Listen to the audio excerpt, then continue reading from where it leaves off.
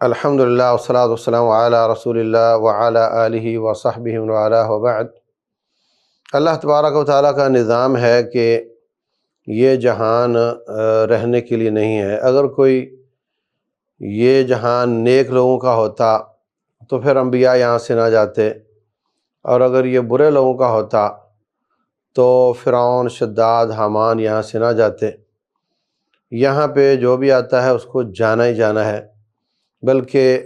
آخرت میں جو رب ذوالجلال والاکرام نے بہت زیادہ نیک لوگوں کے لیے نعمتیں تیار کی ہیں، ان کے حصول میں یہ زندگی ہی رکاوٹ ہے، اور جب تک انسان یہاں سے نہیں نکلتا ان اعلیٰ مراتب کو حاصل نہیں کر سکتا۔ رسول اللہ صلی اللہ علیہ وسلم کائنات کے افضل ترین شخصیت، وہ بھی یہاں سے چلے گئے۔ صحابہ اکرام غمگین ہیں۔ ایک دن عمر بن خطاب اور حضرت ابوبکر صدیق امیر المومنین کہنے لگے کہ چلیں ام سلیم کے گھر چلتے ہیں، نبی صلی اللہ علیہ وسلم جایا کرتے تھے، تو وہ کہے گی کہ ان کے بعد کوئی آتے ہی نہیں ہے۔ تو دونوں وہاں چلے گئے، تو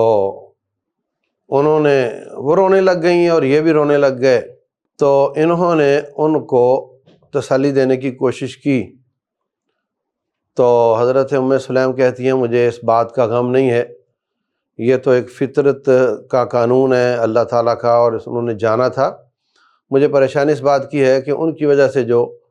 اللہ اور مخلوق کا وحی کا تعلق تھا وہ ختم ہو گیا ہے۔ تو بہر صورت ہمارے علماء کرام اٹھتے جا رہے ہیں، اور رسول اللہ صلی اللہ علیہ وسلم نے فرمایا تھا کہ ان اللہ لا يقبض العلم انتزاعا، یہ قیامت کی نشانیوں میں سے ہے کہ علم اٹھ جائے گا۔ تو اس کا طریقہ کار بیان فرمایا کہ اللہ تعالیٰ ایسے ہی لوگوں کے سینے سے علم نہیں چھین لے گا کہ سوتے میں وہ بندہ عالم تھا، اٹھا تو جاہل تھا، ولیکن یقبضہ بقبض العلماء، بلکہ اس کو اللہ اٹھائے گا علماء کے اٹھ جانے کے ساتھ۔ حتی اذا لم یبق عالما، یہاں تک کہ کوئی عالم نہیں رہے گا، اتخذ الناس رؤوسا جہالا، لوگ جاہلوں کو اپنا رئیس بنا لیں گے۔ فسئلوا فافتوا بغیر علم فضلوا واضلوا، ان سے سوال کیے جائیں گے، وہ جہالت کے باوجود جواب دیں گے، پھر وہ گمراہ ہوں گے بھی اور گمراہ کریں گے بھی۔ تو ایک عالم دین جاتا ہے، پھر اس کی جگہ لینے والا کوئی نظر نہیں آتا۔ اسی تناظر میں دیکھیں تو حافظ عبد الرحمن مکی رحمہ اللہ دنیا سے چلے گئے، اور اب ہمیں کوئی ان کے پائے کا بندہ نظر نہیں آتا جو ان کی جگہ لے سکے۔ علامہ احسان الہی ظہیر رحمۃ اللہ علیہ دنیا سے گئے، تو ان کی جگہ لینے والا اس طرز کا ہمیں کوئی نظر نہیں آیا۔ تو ایک زمانہ تھا مولانا محمد مدنی جیلم والے، وہ علامہ صاحب کی شہادت کے بعد جاتے ہیں مکہ میں، عبد الرحمن مکی صاحب کو ملتے ہیں اور کہتے ہیں کہ ہمیں کوئی نظر نہیں آتا کہ جو ان کی جگہ پر بیٹھ سکے یا ان کی کمی کو کسی حد تک پورا کر سکے، تو آپ ابھی مکہ کو چھوڑیں اور آپ پاکستان آ جائیں۔ تو وہ تو الگ بات ہے کہ وہ ان کے کہنے پر نہیں آئے، لیکن یہ میرا مقصد ہے کہ وہ سمجھتے تھے کہ عبد الرحمن مکی رحمہ اللہ اس پائے کے عالم دین ہیں کہ ان کے ذریعے کسی حد تک کمی پوری ہو سکتی ہے۔ اور پھر اس کے بعد ان کے بہنوئی اور بہن جاتے ہیں وہاں پر، اور وہاں جا کر ان سے کہتے ہیں کہ اب پاکستان میں آپ کی بہت ضرورت ہے، آپ پاکستان آ جائیں۔ اچھا خاصا مکہ میں کاروبار بھی چل رہا تھا، تعلیم بھی چل رہی تھی۔ وہ ان کو کہہ کر مکہ سے مدینہ گئے ہیں، اور مدینہ سے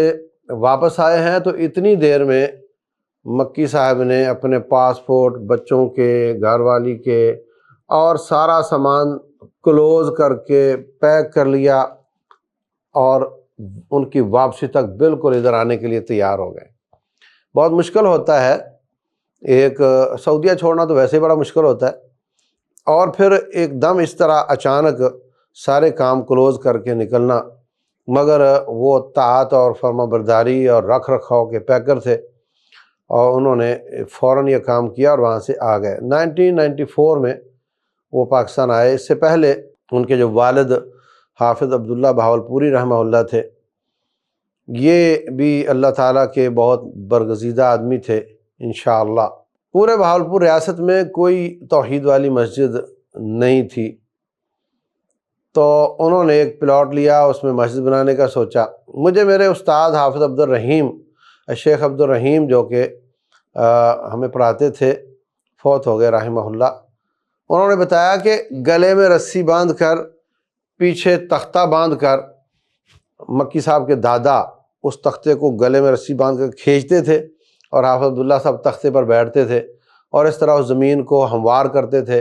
اور لوگ وہاں کچرا پھینک جاتے تھے اور پھر وہاں سے اٹھاتے تھے۔ اس طریقے سے انہوں نے ایک مسجد کا افتتاح کیا۔ پھر وہ میں نے دیکھی مسجد، بالکل متواضع قسم کی سادہ سا اس کی بلڈنگ تھی۔ تو کالج میں پڑھا کر آ کر مسجد کی مکمل صفائی کرتے، پھر جا کر نہا کر آ کر اذان کہتے اور خود ہی نماز پڑھاتے۔ اس طریقے سے انہوں نے وہاں کام شروع کیا، اور وہاں پر ایک ہاسٹل بنایا جس میں انہوں نے طالب علموں کو رکھا، اور اس کی شرط لگائی کہ صبح قرآن کا اور شام کو مشکات کا درس آپ نے میرے پاس سننا ہے، بس رہائش آپ کی مفت ہوگی، اور بعض طالب علموں کو کھانا بھی گھر سے کھلاتے تھے۔ اس مدرسے میں آ کر کے داخل ہو گئے حافظ محمد سعید صاحب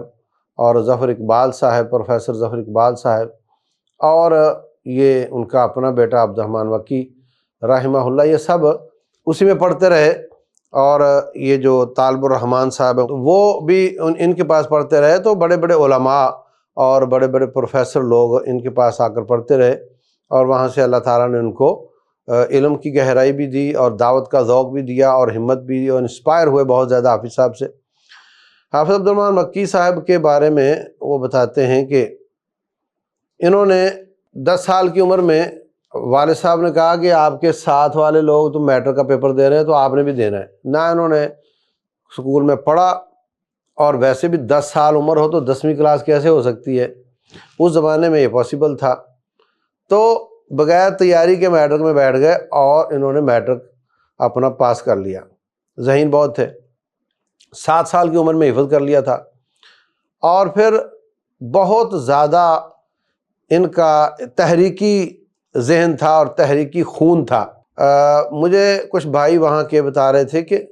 سرخے، یہ جو روس نواز تحریک تھی، ان کی تحریک چلتی، اور یہ بھٹو کا بھی ذہن اس وقت اس طرح کا تھا، تو جلوس نکالتے ان کو اگر کسی کی رکاوٹ تھی یا کوئی ان سے جس سے وہ ڈرتے تھے، اگر کوئی ایسا شخص تھا تو اس کا نام عبد الرحمن مکی تھا۔ اکیلے بھڑ جاتے، ساتھیوں کو ساتھ لے کر بھڑ جاتے، اور وہ ان سے ڈرتے تھے، ان کی وجہ سے باہر نکلنے کی جرات نہیں کرتے تھے۔ تو تحریکی جسم بھی تھا، تحریکی خون بھی تھا، اور اس کے ساتھ ساتھ باپ کے سایہ شفقت میں علم بھی حاصل کیا، اور ذہانت بھی بلا کی تھی۔ اور اس کے بعد آپ مکہ تشریف لے گئے، وہاں جا کر ایم اے ان کا پاکستان کے ایم فل کے برابر ہوتا ہے، ماسٹر یا اس کو ماجسٹر بولتے ہیں، وہ ایم فل وہاں سے کر کے یہاں تشریف لائے 1994 میں۔ مرید کے میں ان کی رہائش تھی، تو میں بھی وہاں کافی سال رہا، اور ان کے ساتھ دن رات کا ساتھ رہا، بہت پیار بھی کرتے تھے،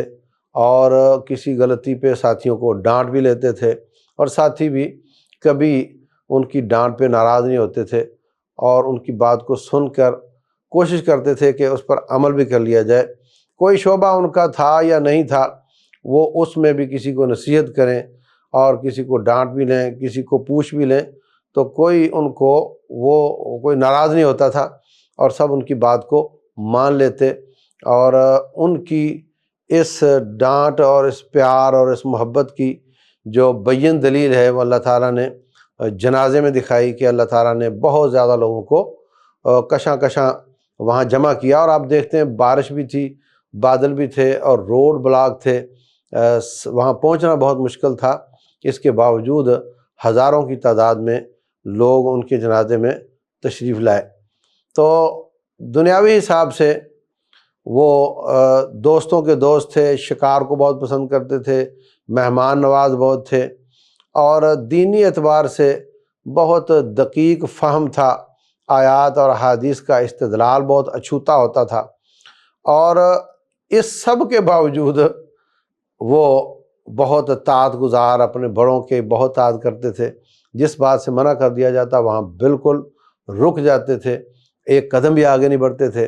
یہ خوبیاں بہت عجیب و غریب ہیں۔ اگر کسی میں کوئی خوبیاں زیادہ آ جائیں تو نخرے بھی بڑھ جاتے ہیں، اور نخرے بڑھتے ہیں تو پھر وہ کسی کو خاطر میں نہیں لاتا۔ لیکن ان میں یہ چیز دیکھی گئی کہ بالکل جب وہ آئے تھے تو ان کا موقف، اور ڈیموکریسی کے بارے میں موقف، اور بعد میں موقف، یعنی جو بات سمجھ آئی، اپنی انا اور میں نے تو پہلے یہ کہا تھا، یہ چیز ان میں نہیں تھی۔ جو بات سمجھ آ جاتی تھی اس کو پھر وہ اپنا لیتے تھے، اور ڈنکے کی چوٹ، اور پھر ان کی جو خطابت تھی اور اس کا جو زور تھا اور بات کو بیان کرنے کا جو انداز تھا وہ بہت مؤثر قسم کا تھا۔ اور اس کی وجہ سے اسلام آباد میں زیادہ جمعہ پڑھایا، تو جو جمعہ پتہ چل جاتا کسی اور کا ہے، مسجد میں بہت کم لوگ ہوتے تھے، اور جب پتہ چل جاتا کہ حافظ صاحب تشریف لا رہے ہیں تو مسجد کھچا کھچ بھر جاتی تھی۔ جہاں بھی انہوں نے جمعہ پڑھایا ہے الحمدللہ، کچھ 1-2 مہینے گجرانوالہ میں، اور کئی سال اپنے والد محترم رحمہ اللہ کی جگہ پر بہاولپور میں، جہاں بھی پڑھاتے تھے اللہ تعالیٰ نے ان کی محبت دلوں میں ایسی ڈالی ہوئی تھی کہ لوگ سننے کے لیے دور دراز سے آ جاتے تھے۔ اللہ تبارک و تعالیٰ نے پھر ان کو آخر میں جو کمی کمزوری ہے اس پر معذرت کرنے اور معافی تلافی کرنے کا بھی موقع دیا۔ تکلیف بہت زیادہ تھی، ٹانگ میں خون رک گیا تھا، اور انگوٹھا ایک کٹ گیا تھا شوگر کی وجہ سے، اور ایک اٹیک بھی آ گیا تھا، اور ہاسپٹل میں ICU میں تھے۔ اچانک وہ سارے پائپ وغیرہ اتار دیے اور خود چل کر وہاں سے نکلے، اور ڈاکٹر صاحب منع کر رہے ہیں، اور آ کر گاڑی میں بیٹھے، بولے مجھے بھائی سے ملنا ہے۔ وہاں سے آئے، آ کر ملے، اور کہنے لگے ٹائم نہیں ہے میرے پاس، ٹائم نہیں ہے، میں آپ سے سوری کرنے آیا ہوں۔ وہ کہنے لگے چلو گھر چلتے ہیں، بولے نہیں آپ مسجد میں مجھے لے کر چلیں۔ وہ کہہ رہے ہیں کہ آپ سے اللہ نے بڑے کام لینے ہیں، ہم نے مل کر بہت کام کرنے ہیں، آپ اس طرح کی مایوسی والی باتیں نہ کریں۔ تو کہنے لگے نہیں میرے پاس ٹائم بالکل نہیں ہے، اور پھر کلمہ پڑھا، اور ساتھ پاس بیٹھے ڈاکٹر صاحب سے کہا کہ گواہ رہنا میں نے کلمہ پڑھا ہے، اور اس کے بعد لیٹ گئے اور ان کی روح پرواز کر گئی۔ اللہ تبارک و تعالیٰ نے لگتا یہ ہے کہ ان کی مشقتوں کو قبول کیا ہے انشاءاللہ، اس لیے کہ موت کے وقت بندہ گھبرا جاتا ہے، اور وہ بالکل ہوش میں ہیں اور کہہ رہے ہیں میرا تم گواہ بن جاؤ، اور وہاں سے اتنی تکلیف کے باوجود آ رہے ہیں۔ نمبر 2، اللہ تعالیٰ نے ان کو جمعے کا دن عطا کیا، اور رسول اللہ صلی اللہ علیہ وسلم فرماتے ہیں من مات یوم الجمعۃ او لیلۃ الجمعہ، جو جمعے والے دن فوت ہو یا جمعے والی رات فوت ہو، پچھلی رات، اللہ تعالیٰ وقاہ اللہ فتنۃ القبر، قبر کے سوال جواب سے اللہ اس کو بچا لیتا ہے۔ تو ہمیں یہی گمان ہے کہ اللہ نے ان کو بچا لیا ہوگا، اور جمعے والے دن، اور پھر بہت زیادہ غازیوں شہیدوں کے وارثوں نے، علماء نے، خطباء نے ہزاروں کی تعداد میں آ کر کے ان کا جنازہ پڑھا، پھر اپنے اپنے علاقوں میں بھی پڑھا۔ تو اتنے لوگوں کی سفارش رب ذوالجلال قبول فرمائے گا، اور انشاءاللہ ان کو معاف کر دے گا۔ اللہ تبارک و تعالیٰ یہ کمی پوری کرے، اس کے خزانوں میں کمی نہیں ہے، اور رب ذوالجلال نعم البدل عطا فرمائے امت اسلامیہ کو۔ یہ کسی جماعت کا نہیں، کسی خاندان کا نہیں، یہ امت کا نقصان ہے، اور اللہ کی فطرت کا تقاضا بھی ہے، اور اللہ تبارک تعالیٰ اس بات پر قادر ہے کہ اللہ اس کمی کو اپنی جناب میں اپنی قدرت کے ساتھ پورا فرمائے، اور ان کو اللہ کرور جنت دے، اور گناہوں کو معاف کر کے اعلیٰ درجات عطا فرمائے۔ پچھلے مہینے غالباً فیصل آباد میں یا خانوال میں انہوں نے درس دیا ہے، اور وفات سے چند دن پہلے تو لوگوں سے کہہ رہے ہیں کہ آئندہ اگر میری دوبارہ ملاقات نہیں ہوگی آپ سے تو پھر حوض کوثر پر ملیں گے۔ تو یہ لگ رہا ہے کہ رب ذوالجلال ہی ان سے یہ باتیں اس طرح کی نکلوا رہا تھا۔ تو اللہ تبارک و تعالی ہمیں بھی جب تک زندہ رکھے، ایمان، اسلام، توحید کی دعوت پہ رکھے، اور جب ہمیں لے جائے اسی طریقے سے شاندار موت، شہادت کی موت، شہادتوں کی موت عطا فرمائے، اور ہماری چھوٹی موٹی کاوشوں کو بڑا کر کے قبول فرمائے، ان کی بھی کاوشوں کو بڑا کر کے قبول فرمائے۔ وہ شکور ہے، وہ شاکر ہے، اور اللہ تبارک و تعالی ہمارے بڑے بڑے پاپ ان کے بھی معاف فرما کر ہم سب کو جنتوں میں جمع کرے، عرش کے نیچے جمع کرے، حوض کوثر پر جمع کرے، رسول اللہ صلی اللہ علیہ وسلم اور ان کے ساتھیوں کا ساتھ نصیب فرمائے۔ واللہ اعلم، وصلی اللہ وسلم وبارک علی نبینا محمد۔